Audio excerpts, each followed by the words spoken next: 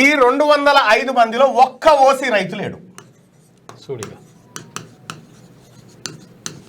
ఒక్క OC upper క్యాస్ట్కి సంబంధించిన ఒక్క ఓసీ రైతు లేడు, ఒక్క రెడ్డి లేడు ఈ 205 మందిలో.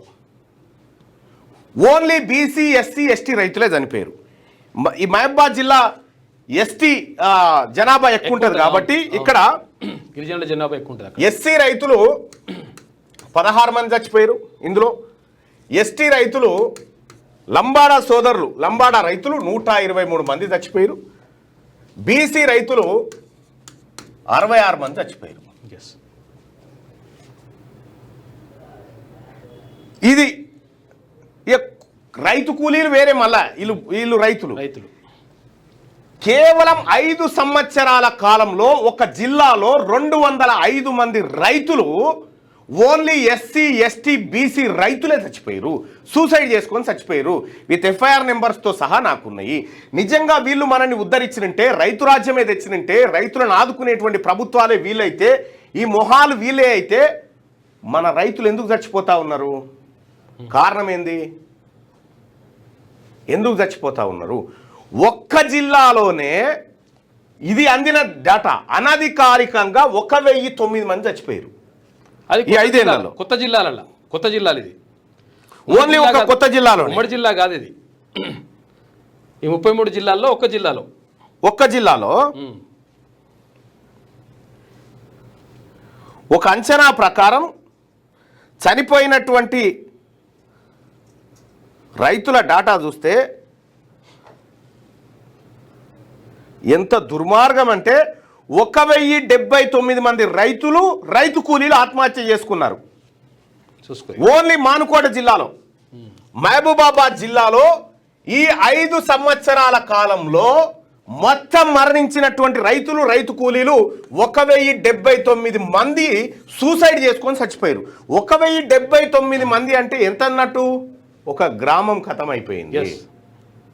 1079 మంది రైతుల సావుకు కారణమైనటువంటి ఈ నాయకులు ఈ రైతాంగాన్ని ఉద్ధరిస్తాం, ఈ రైతుల జీవితాలు మారుస్తాం, మీకు 42% బిచ్చం వేస్తాం. నో, నీది 5%, నువ్వు తీసుకొని పక్కకు జరుగు, మిగతాదంతా మాదే, మిగతాదంతా మా పేద వర్గాలదే.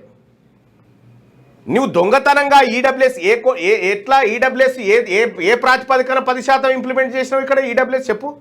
ఏం అధ్యయనం చేసినాం? ఏం రిపోర్ట్? బీసీలకు రిజర్వేషన్ ఇవ్వాలంటే డెడికేట్ కమిషన్ ఇవ్వాలి, ఎంపారికల్ డేటా ఉండాలి, కులగణన చేయాలి, రాజకీయ ఆర్థిక అన్ని డేటా ముంగడబెట్టి, అయినా కూడా స్వతంత్ర కమిటీని వేసి ఆ కమిటీ ఇచ్చే రిపోర్ట్ ఆధారంగా నువ్వు చేస్తావా? ఇదంతా చేసినాక ఎవంది రాజ్యము? మీ అయ్యాల జాగీర్ నుంచి తీసుకొచ్చిన జాగీర్ అనుకుంటురా? ఇదంతా బీసీలది. తెలంగాణ రాష్ట్రంలో బీసీలకు సంబంధించినటువంటి రిజర్వేషన్ల విషయంలో మీరు ఆడుతున్న డ్రామా 42%. నువ్వు 42% ఇయ్యకుంటా నువ్వు ఎన్నికలకు రా, తేలిపోతుంది లెక్క. ఏం చేయాలో తెలంగాణ రాష్ట్రంలో అగ్గి బుట్టిస్తాం బీసీలమంతా. ఇంత దుర్మార్గమా? ఒక జిల్లాలో 1079 మంది రైతులు చనిపోవడానికి కారకుడు ఎవడు? జిల్లా కలెక్టర్ కాదా? అక్కడ ఉన్నటువంటి ఎమ్మెల్యే కాదా? అప్పట్లో పనిచేసిన ఆయన, ఇప్పట్లో పనిచేసిన ఆయన. తెలంగాణ గవర్నమెంట్ వచ్చిన తర్వాత, కాంగ్రెస్ పార్టీ ప్రభుత్వం వచ్చిన తర్వాత కూడా ఆత్మహత్య లాగలే. ఒక్క జిల్లాలోనే 1079 మంది రైతులు సూసైడ్ చేసుకుని విత్ నా దగ్గర ఎఫ్ఐఆర్ నెంబర్లతో సహా ఉన్నాయి. అన్ని ఫుల్ ఆధారాలు ఉన్నాయి. ఊరు పేరు, తర్వాత ఎప్పుడు చనిపోయారు, ఏం కథ, ఫుల్ డీటెయిల్స్ అన్ని. ఇగో ఇది ఉంది. దంతాలపల్లి క్రైమ్ నెంబర్ వచ్చేసి 94/21 174 సిఆర్పిసి కింద Bamrawat Jenny son of late Gopa, age 35, caste Lambada, so and so, poison తాగిండు 30 తారీఖు 9వ నెల 2021. ఇగో ఇంత క్లియర్ డాటా ఉంది. ఎక్కడ చచ్చిపోయిండు? మా రైతుల డాటా 120 మంది లంబాడా రైతులు చచ్చిపోతారా సూసైడ్ చేసుకొని? ఇంత దారుణం. ఏది మన రైతు ఎక్కడన్నా ఉందా? ఈ డాటా మీద ఏదైనా చర్చ పెట్టిందా రాష్ట్ర ప్రభుత్వం? ఎందుకు చచ్చిపోతా ఉన్నారు బీసీ ఎస్సీ ఎస్టీ రైతులని? మీరు మమ్మల్ని ఆదుకోవడానికి కాదు, మా వాళ్ళు చచ్చిపోతే ఆ భూములు గుంజుకొని బతకడానికి మీరు చేస్తున్న కథ ఇది. అందుకోసమే బీసీ ప్రజలారా, ఎస్సీ ఎస్టీ సోదరులు ఎట్లాగో రెడీగా ఉన్నారు.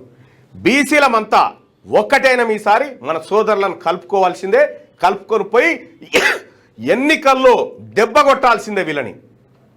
మీ ఊర్లలో ఎక్కడన్నా అగ్రవర్ణమోడు నిలబడితే, ఎన్నికల్లో నిలబడితే డిపాజిట్ రాకుండా కొట్టురి. ఒకటే ఒక్క మాట, వాని ఓట్లు మనకొద్దు, వాని ఓట్లు మనకొద్దు, మన ఓట్లు కూడా వానికొద్దు. వాడు ఎన్నటికీ మనోడు కాదు, గుర్తుపెట్టుకోండి, ఎన్నటికీ మనోడు కాదు. ఇవాళ తీన్మార్ మల్లన్న బీసీ పార్టీ ప్రకటించిన తర్వాత ఇక్కడున్నటువంటి అగ్రవర్ణాలు, కవిత బీఆర్ఎస్ పార్టీ కదా, రేవంత్ రెడ్డి కాంగ్రెసే కదా, వీళ్ళు పార్టీలుగా కాదు అగ్రవర్ణాలుగా కలిసిరు. వీళ్ళు కలిసి బీసీ పార్టీ పెడతారా, మన రాజకీయ ఉనికి తీస్తారా అని చెప్పి హత్యాయత్నం చేసి వాళ్ళకి 19వ రోజు వరకు కూడా ఒక్కరిని కూడా అరెస్ట్ చేయలే రాచకొండ సిపి. చంపడానికి ఒక్కరిని కూడా చంపడానికి చూస్తే హత్యాయత్నం చేస్తే ఇప్పటి వరకు అరెస్ట్ చేయలే రాచకొండ సిపి.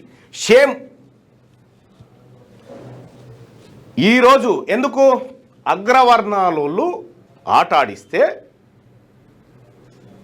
ఇలా ఆట మీరు గుర్తుపెట్టుకోరి. మా రాజ్యం వచ్చినప్పుడు మీరు చాలా హీనంగా అయిపోతారు. అప్పుడు మా రాజ్యం రాక తప్పది, తెచ్చి తీర్థం. కానీ ఆ రోజు కోసం ఈరోజు ఎవరెవరైతే ఈ బీసీల పట్ల, బీసీల నాయకుల పట్ల జరుగుతున్నటువంటి దాడులు ఎవరైతే అధికారులు ప్రోత్సహిస్తూ ఉన్నారో, ఎవరైతే అందులో మీరు రాసి పెట్టుకుంటున్న మిమ్మల్ని ఒక్కరిని కూడా వదిలిపెట్టండి, గుర్తుపెట్టుకోండి. ఎక్కడున్నా సరే. ఇక్కడ 1079 మంది రైతు కూలీలు సూసైడ్ చేసుకొని చచ్చిపోతే ఈ తెలంగాణ రాష్ట్ర ప్రభుత్వానికి సోయి ఉందా? ఒక్క మహబూబాబాద్ జిల్లా లెక్క ఇది. 205 మంది రైతుల డాటా వస్తే ఒక్క ఓసీ రైతులేడన్లా ఎస్సీ ఎస్టీ బీసీలు మాత్రమే సూసైడ్ చేసుకొని చచ్చిపోయారు. ఇదే కాదు, ఇంకా రాష్ట్ర వ్యాప్తంగా ఉన్న డాటా కూడా మీ ముందుకు తెస్తాం. అన్నిటి మీద బీసీలు కథన రంగంలోకి ఎలా దిగాలి,